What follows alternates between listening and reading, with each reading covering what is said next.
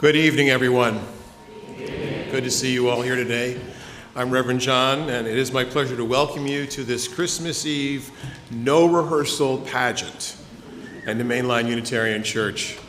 I think it's the best possible way to do a pageant is without any rehearsals at all, because you get all the great creative juice. Unitarian Universalists affirm and promote the inherent worth and dignity of all persons, the power of love to change ourselves, others, and our society, an open heart, a mind for truth and meaning, whatever the source, and the interdependence with all humanity and the planet. And if you're new here, we invite you to learn a little bit more about us on Sunday mornings at 10 a.m. each week. Thank you for joining us again. Please silence all your electronic devices, put them in the most worshipful mode. And let's say together our mission statement, which is on the screen. Together, we transform lives through love, service, and our welcoming faith.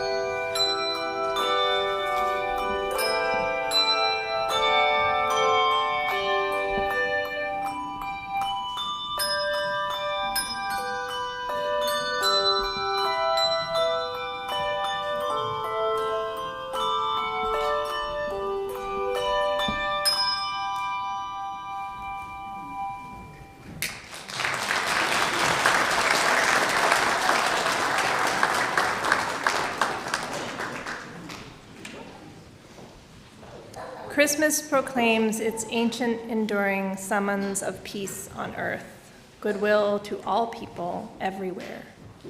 You can't stop a day like that with a little hardship or greed or injustice. It will show up anyway, shining the light of a midnight star into the darkest places of our collective lives. Do not underestimate the power of the manger and the hope it holds. The Christmas song of the angels is not as innocent as it sounds. It has turned the world upside down before now. It still can. Please rise and sing together, Angels We Have Heard on High.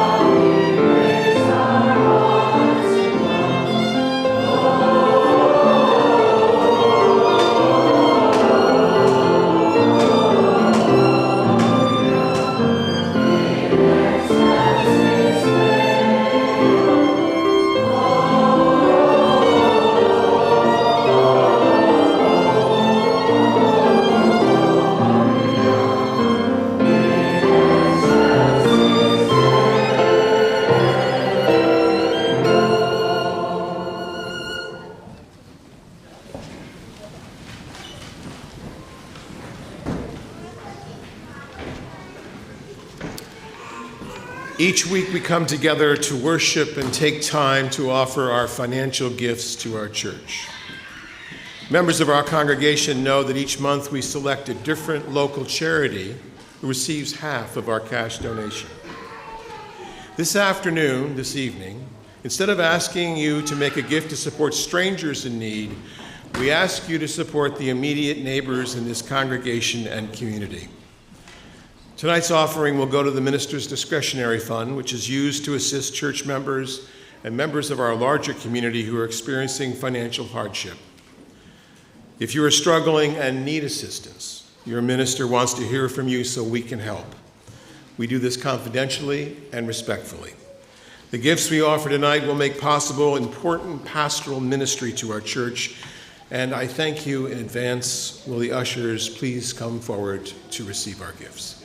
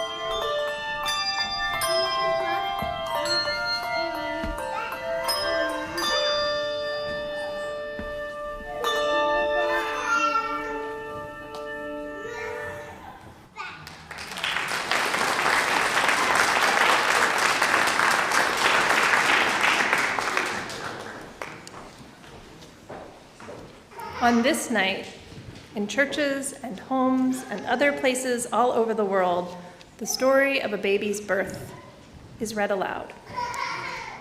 It is the story of Jesus' birth, as told in the books of Luke and Matthew from the New Testament, the Nativity story. It is a story, not history, and as such has timeless gifts for all of us. Today, some of you will take part in the story and help us to see and experience this familiar story as a living story, a story we can all be part of. Some of you came a little early today and were given parts to play in the story. We have some animals for the barn, some shepherds and sheep, and we will also need some angels. Angels are often unexpected.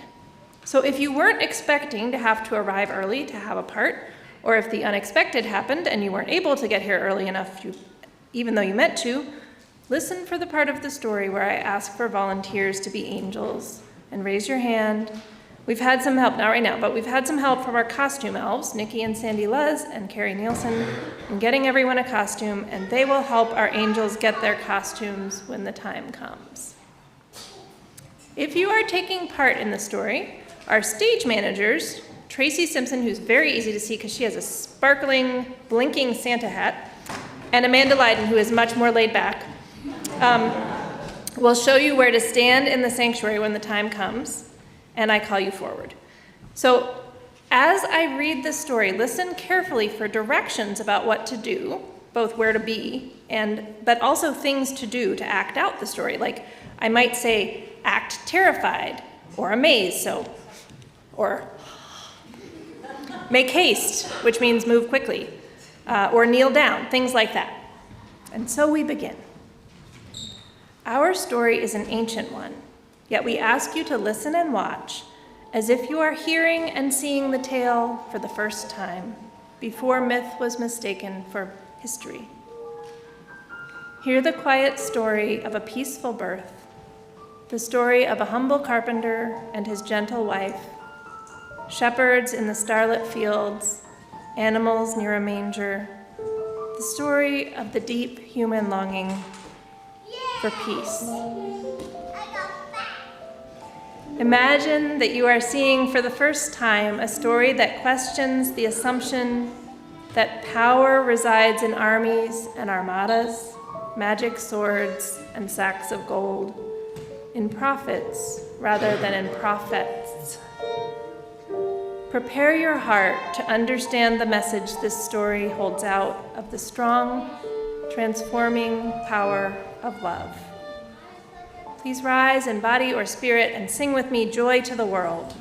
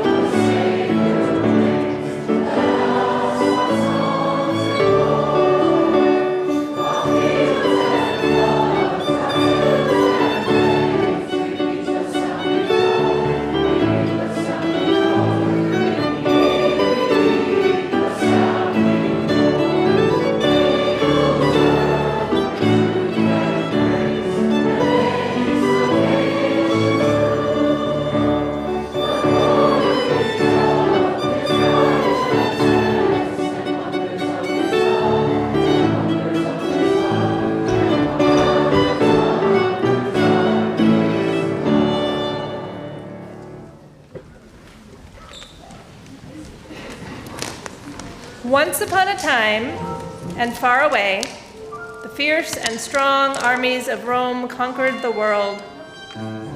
And the head of the Roman armies, Caesar Augustus, decided to have all the people in his empire counted and registered. And so it was decreed by Caesar, all people are required to go to the city or town where they were born to be counted and registered, or else.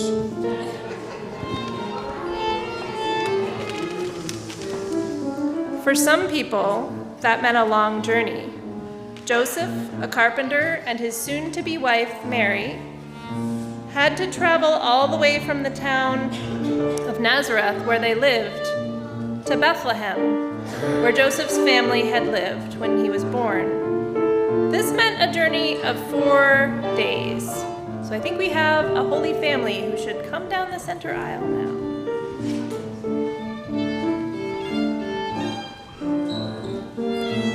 They knew the journey would be slow and difficult because Mary was expecting a baby, or maybe 2, very soon. It would be very uncomfortable, both walking and riding on their very small donkey. They started on their journey traveling by day and sometimes through the dark nights, which were lit only by bright stars. You can wait a second, because we have to get the stars up here. So if you are a star, come forward. And you're going to go right over there in front of the piano if you're a star. And we're going to sing O Little Town of Bethlehem.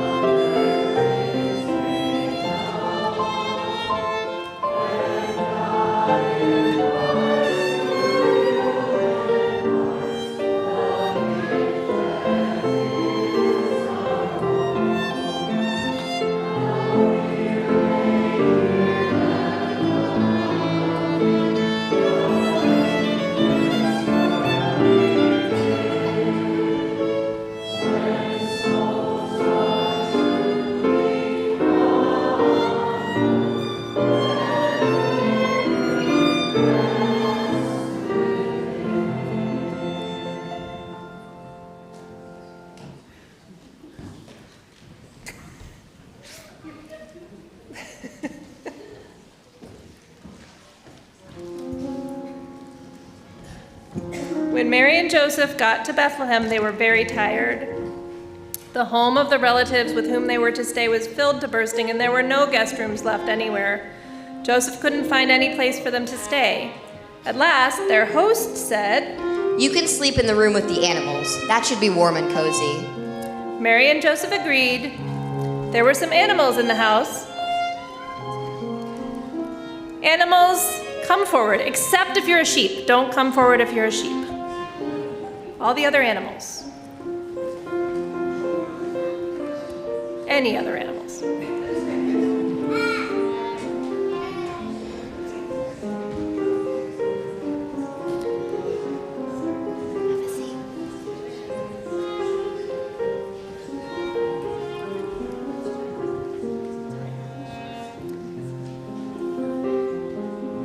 animals welcomed the presence of Mary and Joseph into their cozy home. Perhaps they knew, even before Mary did, that the time had come for Mary's baby to be born. Mary gave birth peacefully to her firstborn child in a simple home, surrounded by animals, and with the love and support of her partner, Joseph. She wrapped the baby in swaddling clothes, a diaper and a blanket, and lay him in a manger because the hay was sweet-smelling and soft. While she rested and cleaned herself, birth is often messy. And then she picked him back up and nursed him if he needed to, or walked him if she needed to, and gazed at her new baby in awe. Let's sing Jesus Our Brother in honor of our animal friends here.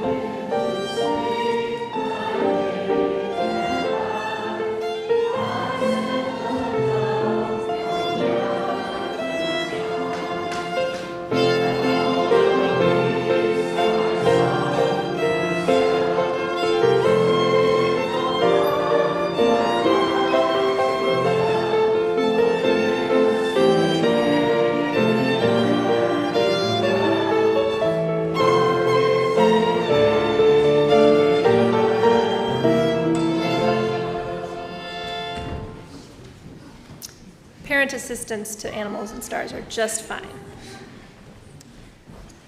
That night, in the hills around Bethlehem, there were shepherds out in the fields, keeping watch over their flock of sheep. So all the shepherds and the sheep should be over there. An angel of the Lord appeared to them, and this angel was truly magnificent. The shepherds were terrified, but the angel spoke to them. Charlotte is very scary. And said, "Fear not, for I bring you tidings of great joy for all people. On this day in Bethlehem there is born a child, which is Christ the Lord. And this shall be a sign to you. You will find the babe wrapped in swaddling clothes and lying in a manger." So we need lots of angels. And some of you are already angels, but we could use more angels for sure. So for anybody who doesn't yet have a costume and would like to be an angel, this includes adults, like more angels the better. You can go ahead and go to the back of the room, and our nativity elves will help you to the atrium to get an angel costume while we listen to our wonderful bell choir. Figure out what our role was. The elevator music.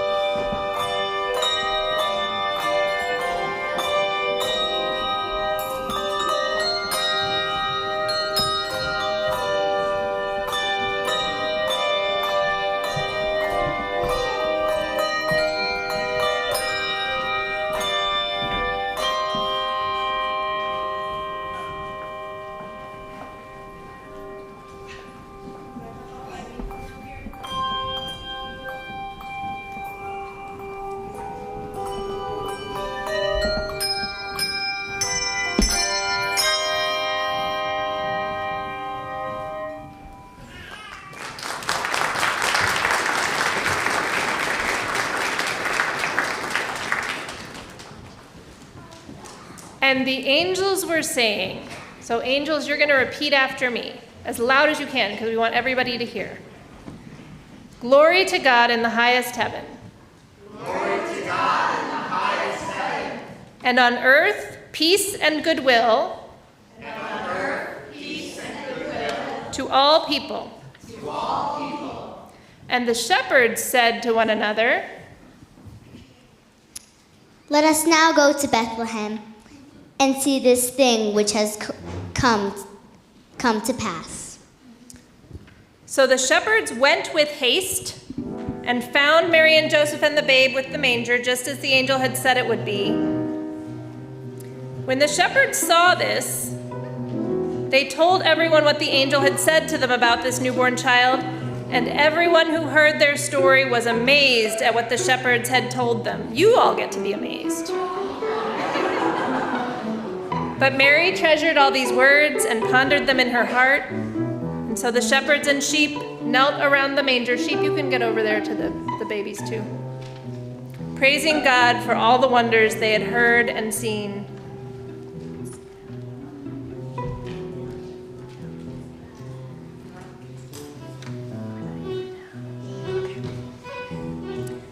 Now, around this same time, 3 wise people from a country to the east noticed a new star in the sky.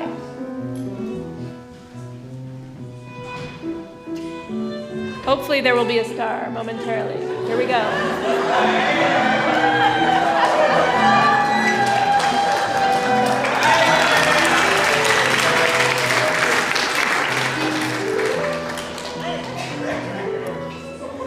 They knew of a prophecy about a star and a child being born, so they followed the star, and it led them to the country of Jerusalem.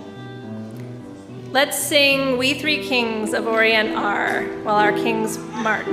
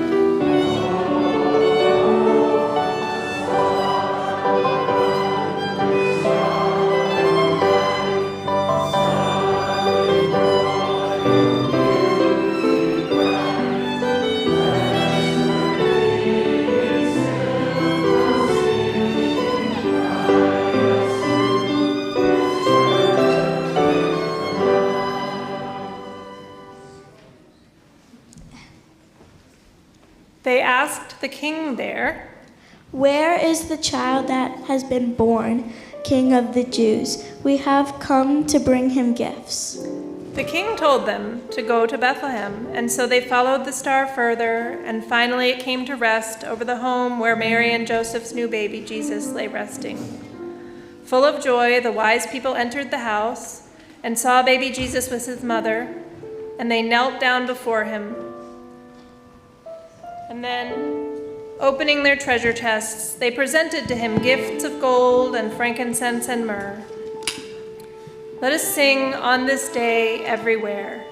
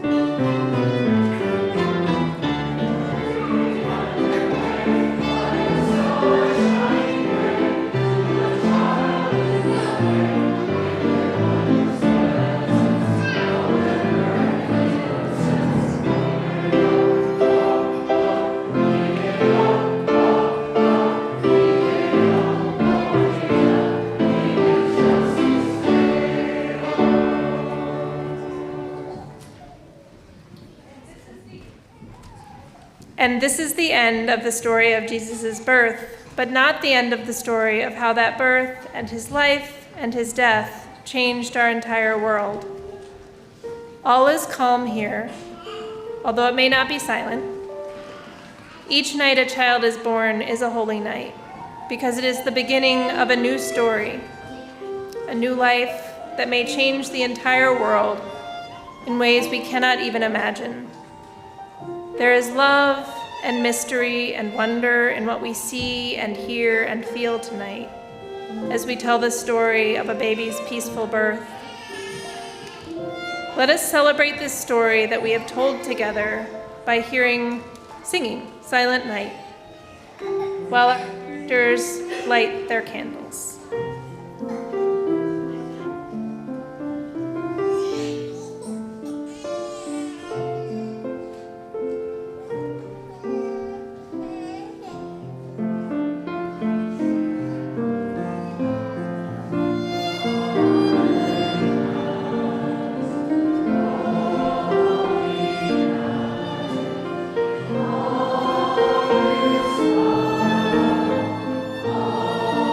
Amen.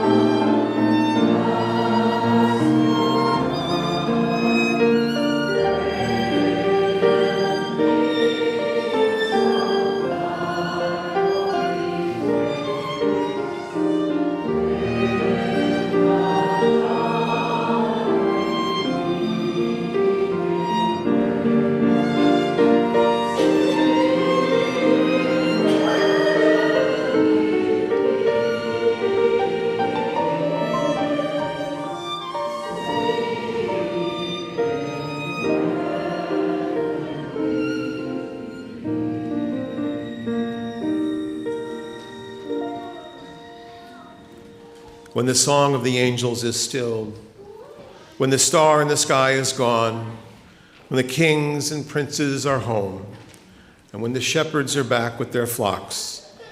This is when the work of Christmas begins, to find the lost, to heal the broken, to feed the hungry, to release the prisoner, to rebuild the nations, to bring peace among the people, to make music in the heart.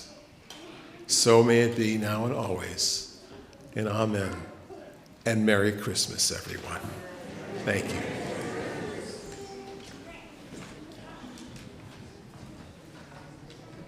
Please join us for cookies and refreshments after the post-food. We can make one up.